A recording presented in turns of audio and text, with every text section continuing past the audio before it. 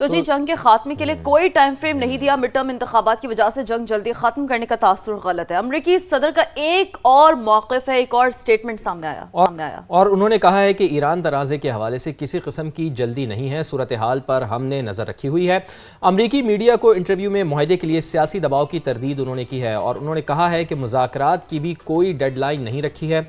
अमरीकी आवाम के मफाद में एक बेहतर मुआहदा हम चाहते हैं। ईरान की नाकाबंदी जारी रखने का उन्होंने ऐलान भी किया। सदर ट्रंप ने ईरानी वज़ीर ख़ारजा अब्बास अराग़ची को समझदार करार दे दिया है। अच्छा, ये जब वो कॉम्प्लीमेंट देते हैं ना, उसमें कोई गहराई जरूर होती है। तो देखते हैं कि उन्होंने किस बुनियाद पर ये कहा लेकिन है। उनका ये जो कॉम्प्लीमेंट है वो कहीं अब्बास अराग़ची के लिए भारी ना पड़ जाए, बिल्कुल ऐसा। ये इससे पहले अमरीकी सदर ने जुम्मे तक मुज़ाकरात के दूसरे दौर का इंदिया भी दिया था। ये भी आपको याद दिला देते हैं। उन्होंने कहा था कि अगले 36 से 72 घंटे अहम हैं और उसके बाद जो उनका स्टेटमेंट आया है वो भी बड़ा गौर तलब है। बिल्कुल। और इसके साथ साथ अमरीकी नाकाबंदी, वादा खिलाफियाँ और धमकियाँ हकीकी मुज़ाकरात में रुकावट हैं। दुनिया आपके बयानात और दावों में तजादात को देख रही है।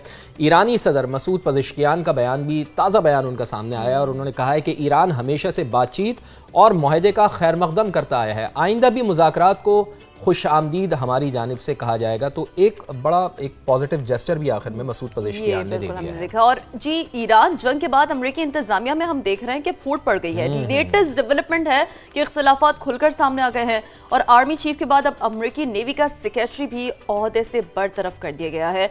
अब ये जो बरतरफियाँ होती है इस सेंसिटिव टाइम में बड़ी अहमियत की हामिल होती हैं। हम एनालिस्ट से भी ज़रा ये जानने की कोशिश करेंगे कितना इम्पैक्ट ये क्रिएट करती हैं।